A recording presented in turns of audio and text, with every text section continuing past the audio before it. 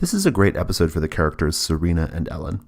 We know from the first series that Serena is asexual, which of course is an option Avery Alder, the author of the game, made available for Monsterhearts 2. This episode is the first time we get to interrogate that aspect of Serena, and I really like how Yoshi did it. In the Gauntlet, we love to play with themes and motifs, and I thought Yoshi's answer comparing Serena's appreciation of Tony's body as how someone appreciates art that is not to their taste was extremely interesting, since art is a major thematic connection in the Serena and Tony story. We also get to see more of Serena's home life via our ghost, Ellen. The extended sequence where Ellen sneaks around Serena's house, observing her parents and handling her personal effects, is just fantastically creepy. Throughout the whole series, the way we interpret Ellen's ghostliness is just really, really cool.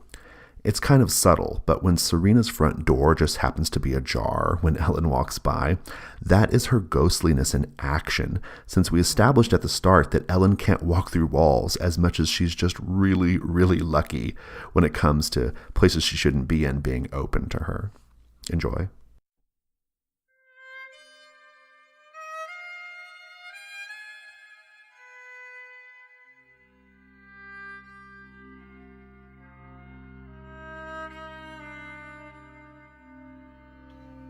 So, Marco, I think it's like at the end of the school day, right?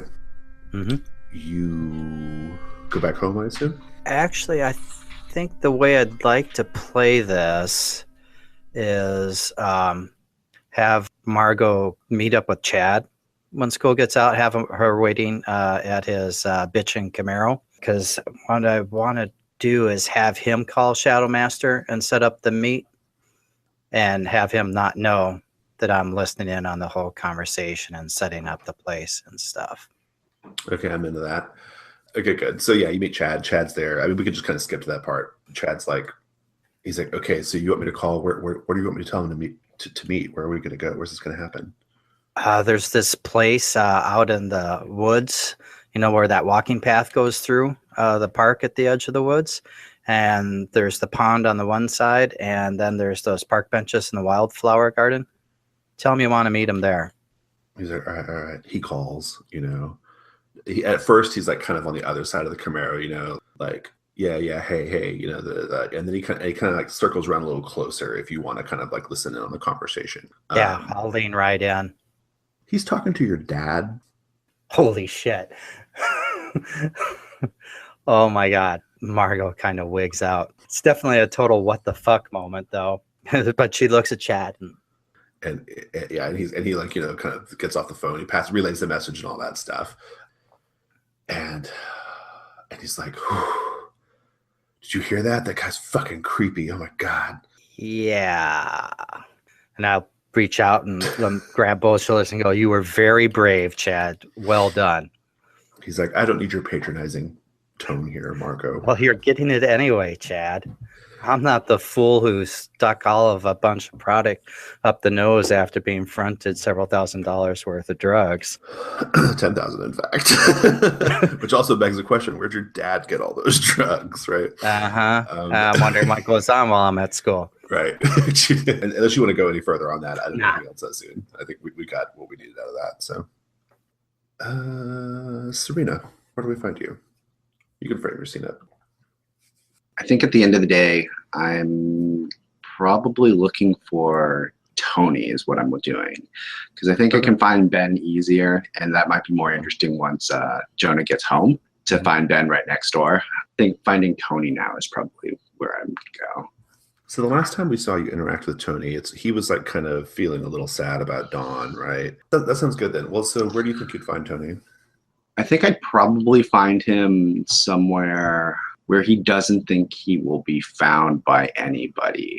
So whether that's at like home or somewhere else, like where he's trying to be by himself is my guess. That or he's somewhere where he's trying to deliberately find lots of people just to be with somebody else.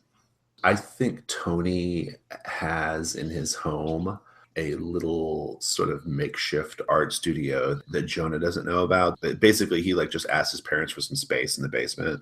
You can't just walk in there, though, right? Mm-hmm. So what do you do? How does this go? I like the idea of like, you know how those basements have like those little tiny windows like at the top where there's like a little bit of natural light that comes in. And so like I think I walk up to like one of those. I know he's there.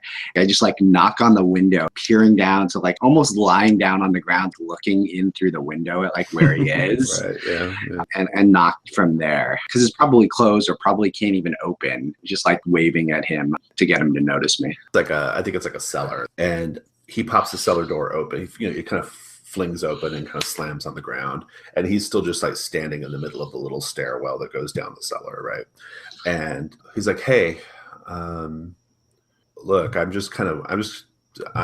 cool. I'm just kind of working through this stuff. I know you're just trying to be helpful. I know you're just trying to like, reach out to me or whatever, but I think I just need some alone time right now." Well, I mean, it's a nice day out, and I kind of like gesture at like the rest of the day. Maybe a little bit of a walk or something might take your mind off of it. I'm not going to make you roll. He's just like, yeah, okay, yeah. And he comes up the stairs. I think he's been experimenting with like, watercolors or something. So it's like, he's got like an old white shirt that's like smeared with various paint stains and things like that. He looks pretty good.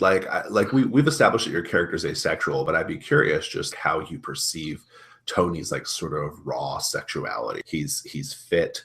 He is good looking. He has strategically, tastefully placed paint smudges all over his biceps and shoulders and things, right? Production was really careful about that. How does it make you feel? And how does that conflict with your disposition of not having sex, at the very least with humans, right? I think it's very much how people appreciate art that is not their style.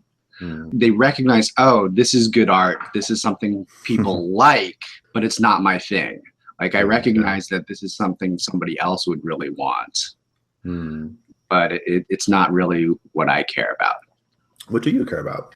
I think part of what he's displaying is the fact that like he seems more himself now rather than like trying to be something else.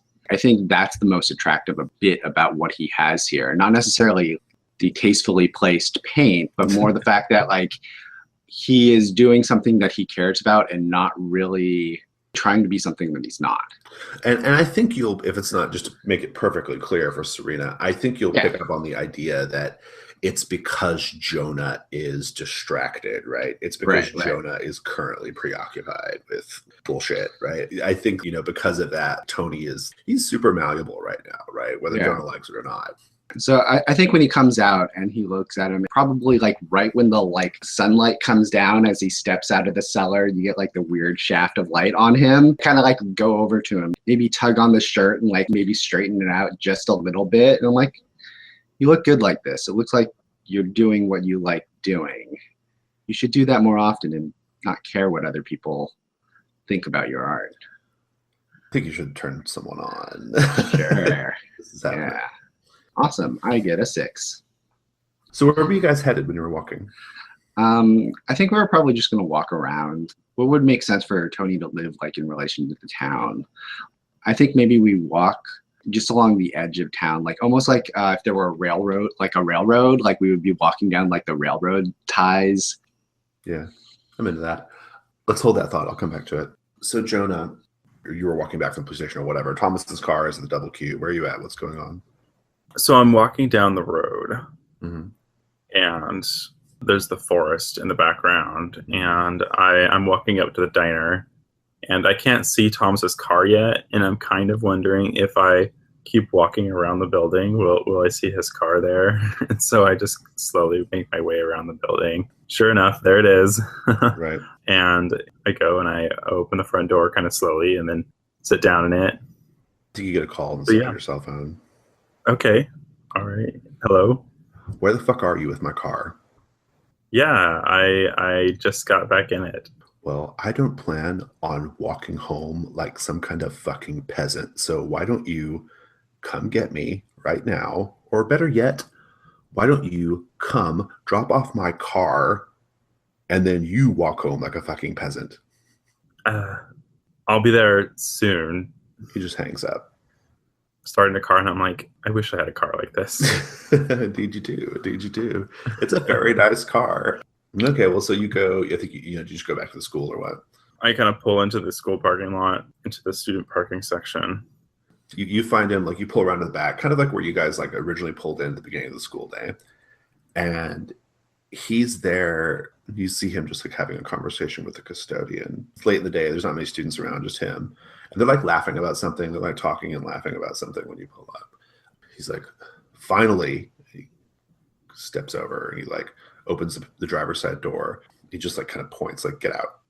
And I reluctantly get out and open the door for him. Thanks for letting me borrow it. He's like, yeah, how did things go? You know, with Mr. Thompson. Fine. I mean, Fine. whatever. Yeah. You don't look fine. He's in jail. Big shocker. I didn't know you were going to. I didn't think you were going to go bail him out or anything. I checked on him and he seems encouraged. So, whatever. Mr. Bellefontaine is probably going to look into some of these other people around here now. Great.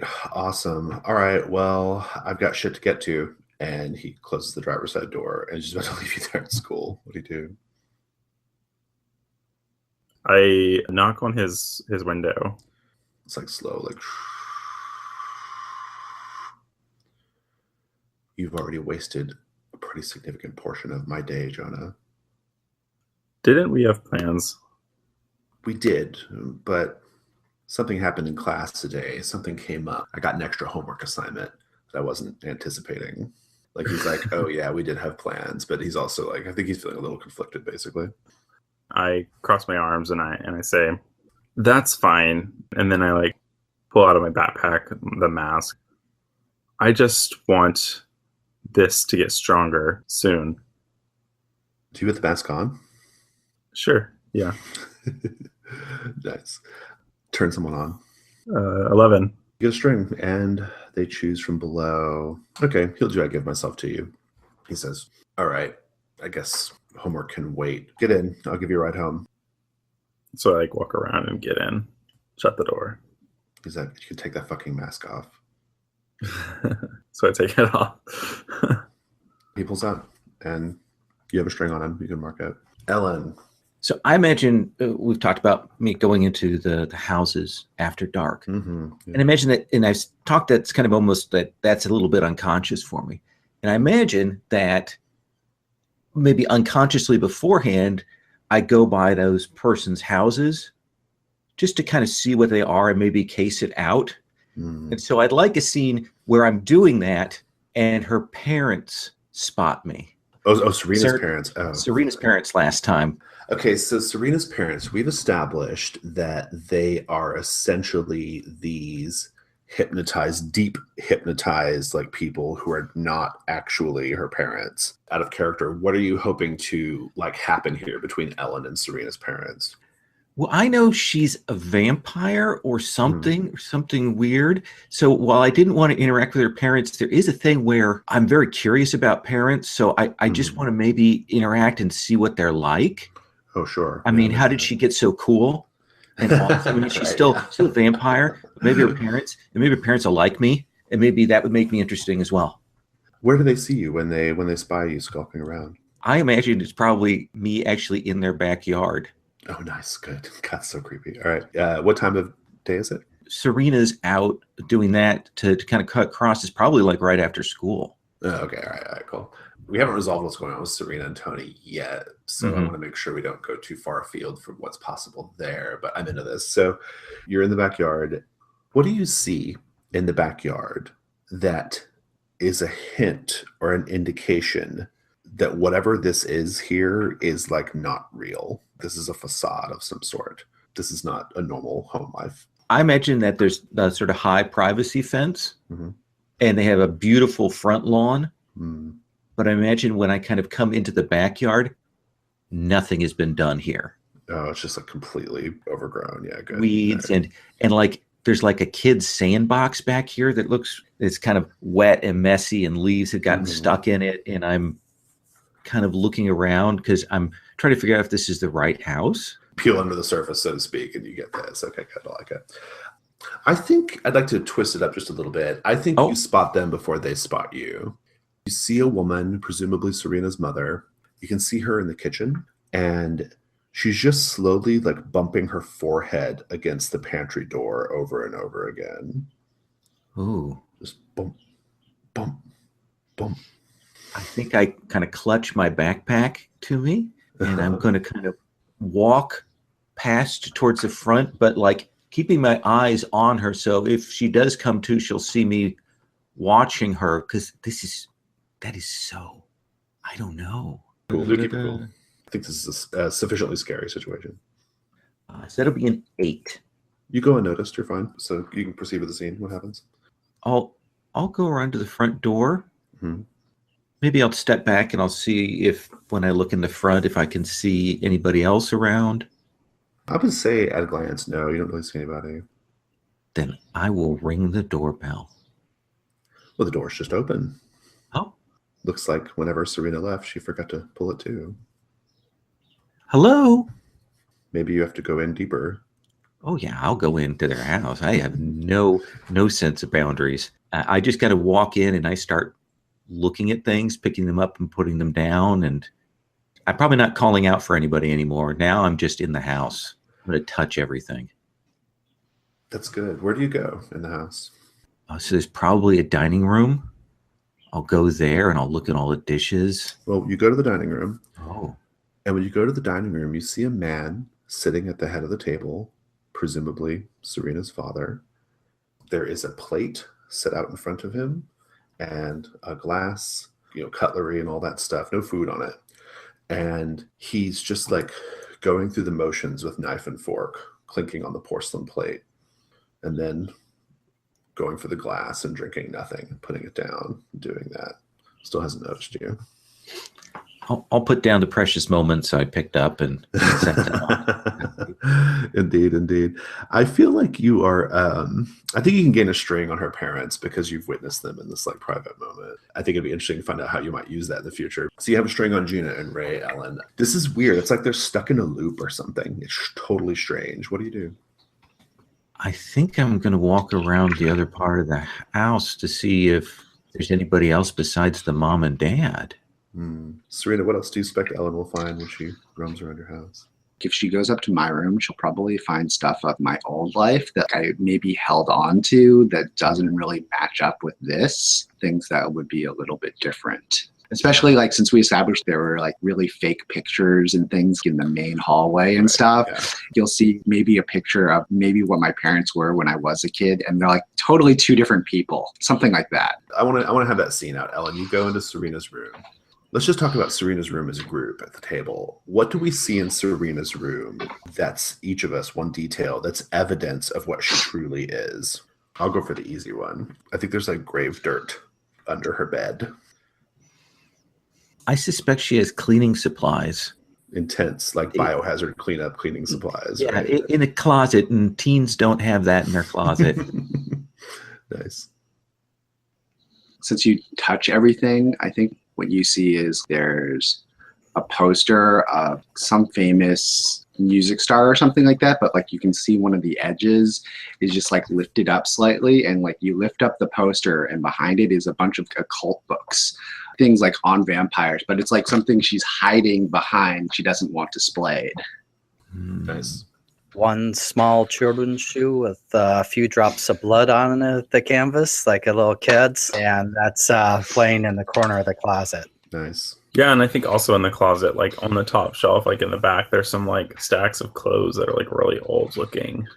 And I think there's also like really dark curtains over the window to like block out the light. Yeah, even though she can walk around in sunlight, it's still presumably not comfortable. Right. Good. Ellen, I'm just going to give you a chance to kind of do something with the scene then here. You've seen all this stuff. It's very weird. What do you do? I'm going to take that. We've got the picture frame with the past, with the other set of parents, and I'll do that thing where I turn the little slots on the back, take it out, take the picture, put that back, and put the empty frame back in place where it was. And you can go ahead and take the benefit of your creep move on Serena too. Just take a string on Serena if you want. Margot, you know something now about what's going on, right? Like, what do you do? Her head's spinning.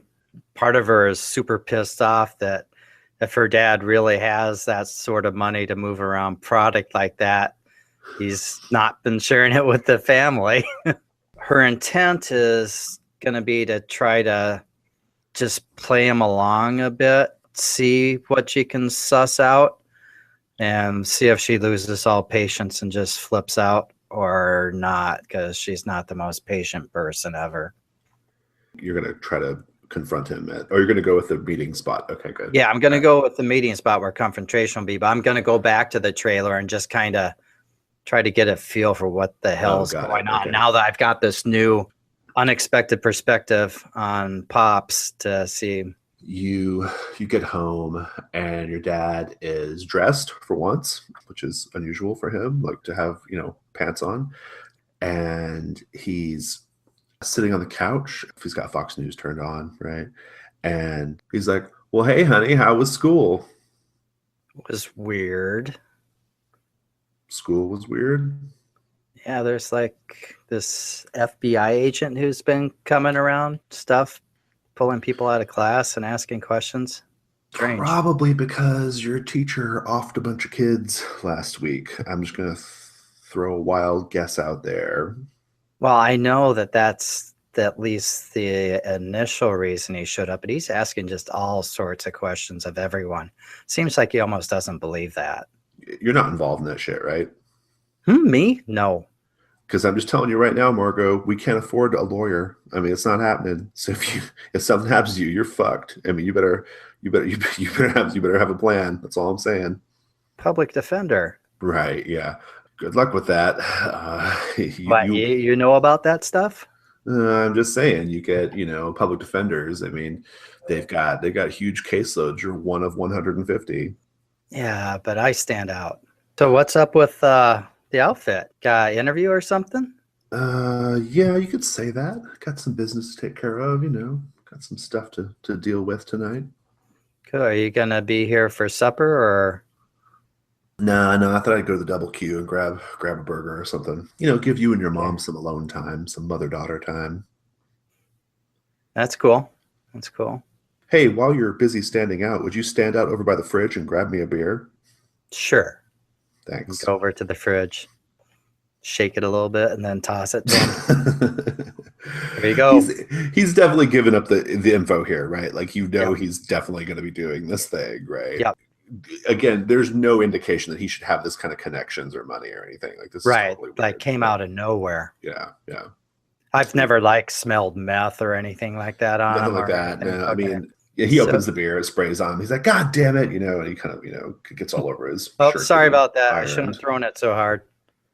He's like, now you have to iron me another shirt. Sure. Go get it. He does. So what do you do? When he brings the shirt back to me, I'm going to try to take a real subtle, deep sniff. And what I'm trying to figure out is if there's something fundamentally different with my dad than the way he was when I last was interacting with him.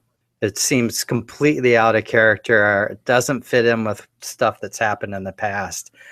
And so part of me is like, is this big man fucking around with my family doing something to him? And so I don't know if that's like a gaze into the abyss. Maybe, yeah. I mean, I would just go into the weirdness a little bit more. Like, how are you gazing into the abyss here, opposed to just doing a sort of investigation move? Yeah. So as he hands his shirt to me, gonna look him just right dead in the eyes and go like, feeling okay? Sorry about that beer. He's like, yeah, I'm feeling fine. In fact, and he kind of stretches. He's like, he says, in fact, I've got a pretty sweet score tonight. I've had a few things lined up, Margot. Your dear old dad has got some stuff going on. And tonight I'm going to pick up the fruits of my labor, if you will. I don't know. Once I have it, I think maybe I'll take you and your mom somewhere really nice. Like on a trip? Well, let's not go crazy. I was just thinking maybe a Saturday afternoon at the mall or whatever, but sure. And you always accuse me of just sitting around all day while your mom works 2 jobs supporting us. But I've got shit going on, Margot. Shit you don't even know about. Yeah, obviously. I'm just, wow, Go you, Dad. It's legal, right? Speaking of public defenders and not being able to afford lawyers.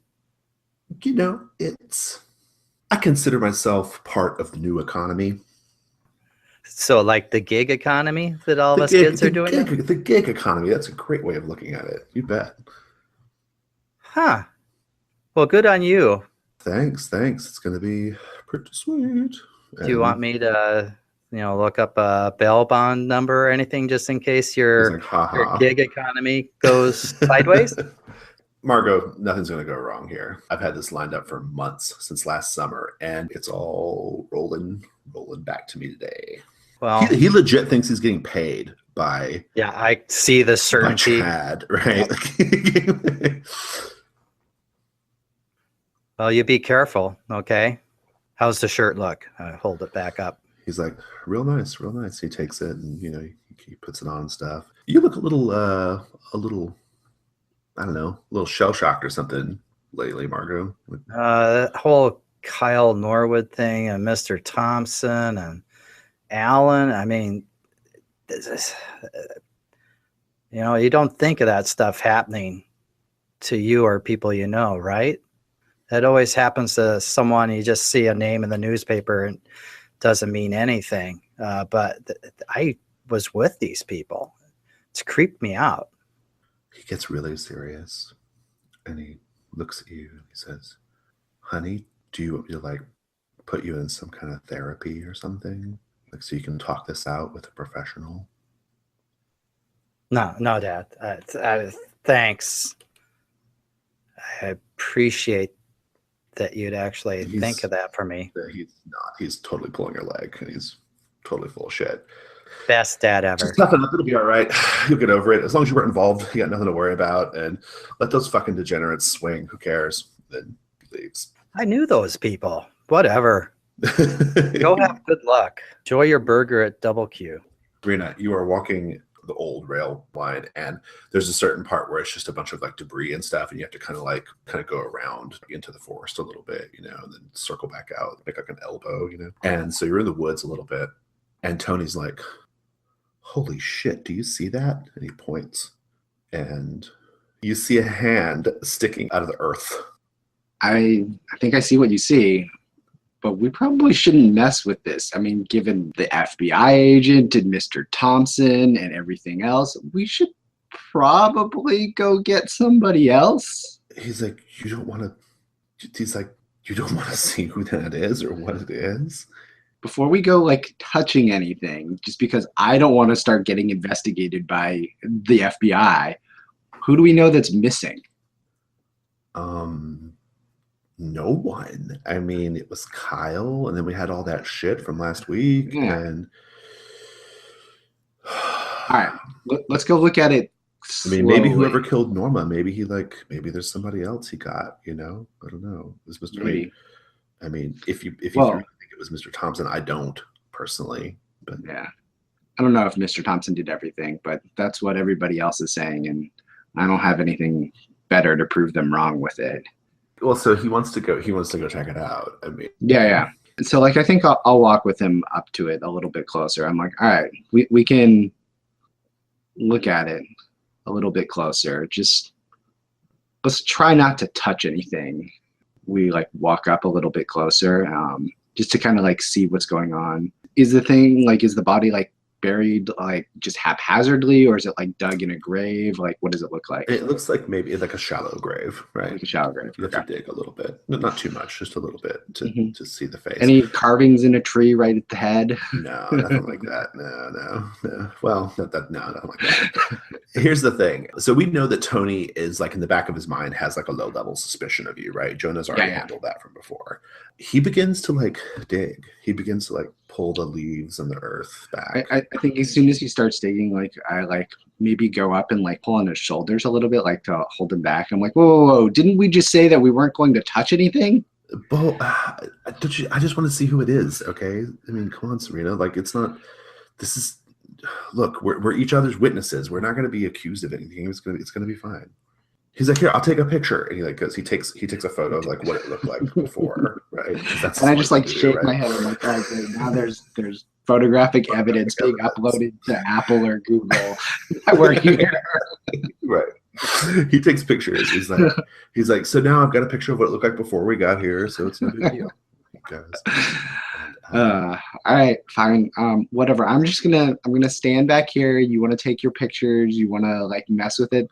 That's fine. I'm just gonna stand a little bit away because I don't think we should be touching this thing. So you're not paying attention to what he's paying attention to. Yeah. Give me a keep your cool. This feels like a keep your cool kind of circumstance. I get a 10. Nice. You gain insight and initiative. You can ask me a question and take +1 forward when acting on the information. So in addition to keeping your cool, you also learn something. You can spend it whenever you wish. You can't quite see what he can see, but he digs up enough to where he can see like at least the face of whoever it is that's buried there.